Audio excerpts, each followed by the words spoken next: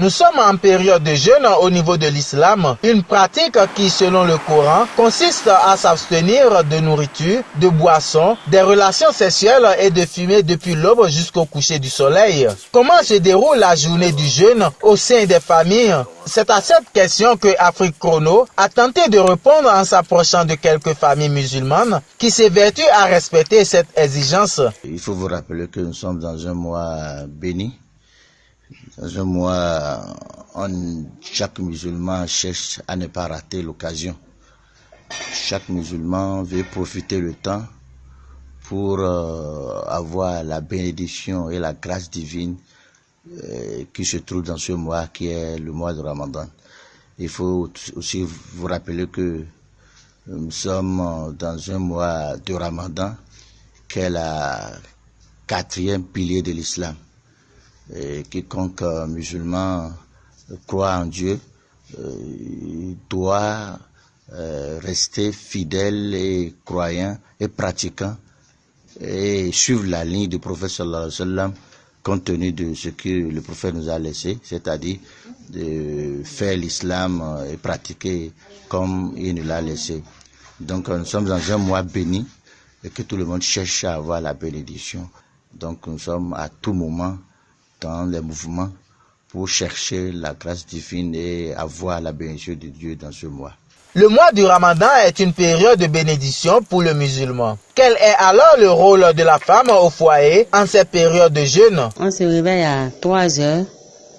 Aussitôt on fait le feu. On met l'eau de la pâte au feu. Des fois, l'igname pilé. Mais aujourd'hui c'est la pâte. Donc on fait la pâte. Après avoir préparé la pâte, on met la sauce déjà préparée la veille. On chauffe ça. Donc, c'est un peu ça. Après ça, maintenant, on va réveiller les enfants. En tout cas, les enfants aussi sont déjà réveillés. On va faire l'ablution. Comme la sunna du prophète Mahomet sallallahu alayhi wa sallam. Ce mois est un mois béni qu'on doit beaucoup prier, quoi. Donc, après le feu, on va faire la prière.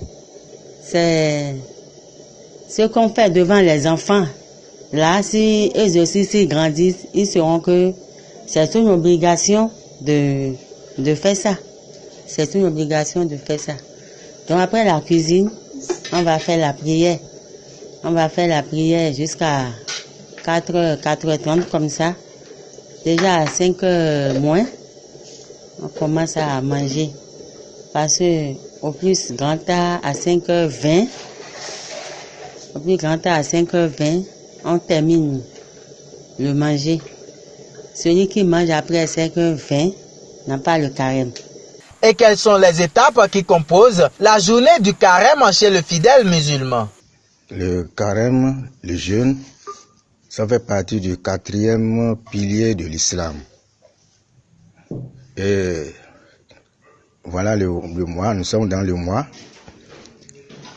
La première étape, c'est la prière qu'on fait avant le premier jeûne.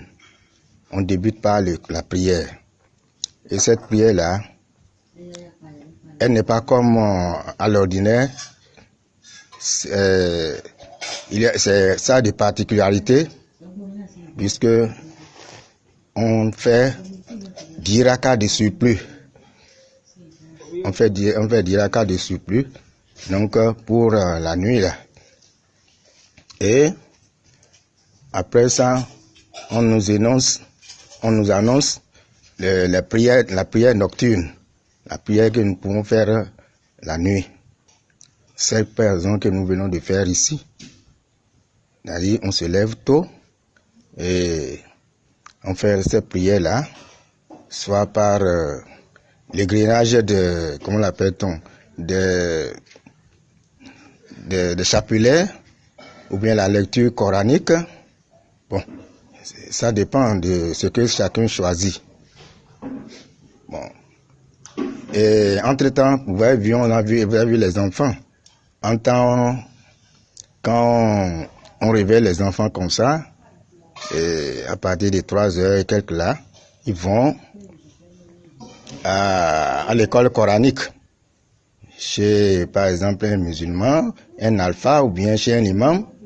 Et c'est après, c'est au temps du manger maintenant qu'ils viennent. Mais comme ça, là, aujourd'hui, ça ne tient pas. Et il y a beaucoup d'écoles coraniques maintenant. Ça fait que c'est dans la journée maintenant que les enfants font la lecture du Coran. Après la prière, là, on commence par manger. On commence par manger, comme nous venons de le faire.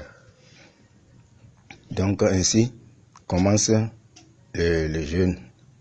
Donc, disons autour de 5h20 par là, au plus. Si le jeûne est obligatoire pour tout musulman, l'est-il également pour les enfants et les malades? Après avoir appris aux enfants dès le bas âge, bon, à partir de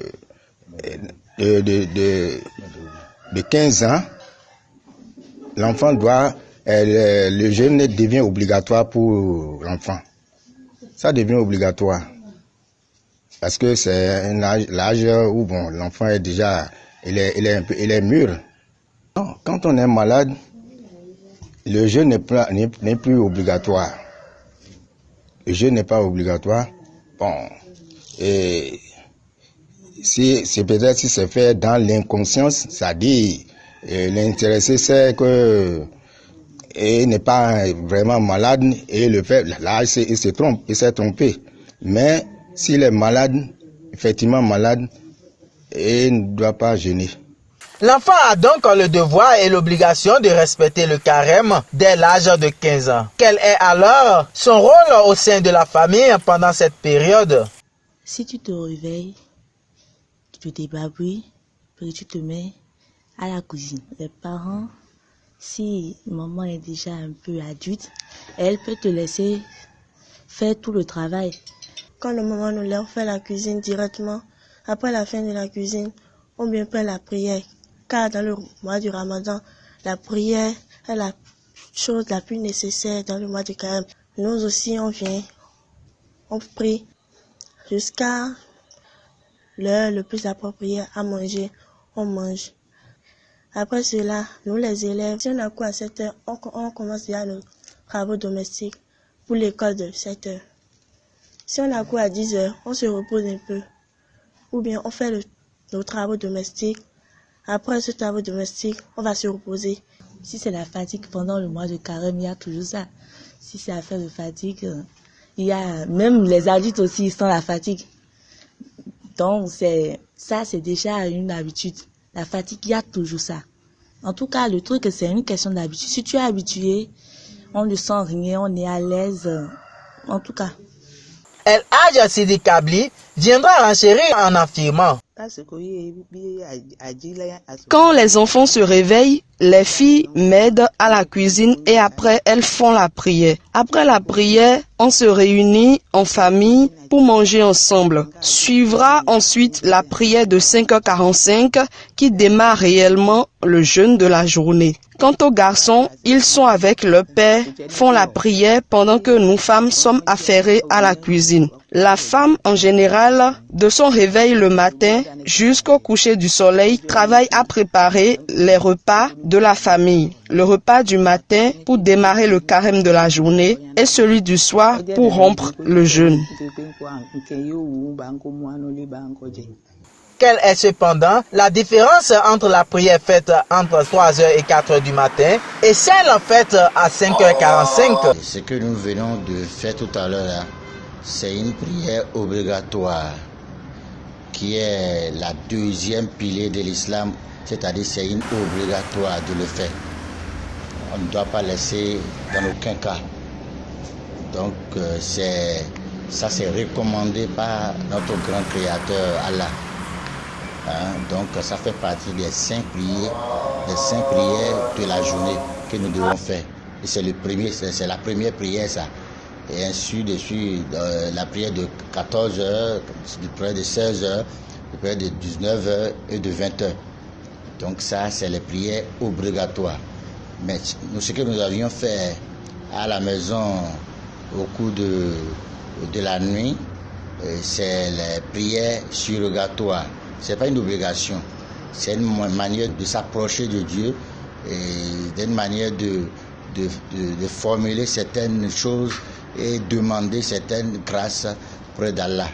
Ainsi se présente donc la première grande étape de la journée du jeûne chez le musulman. La seconde et la dernière d'ailleurs est celle de la rupture du jeûne au coucher du soleil et c'est ce qui fera le sujet de développement dans nos prochaines éditions.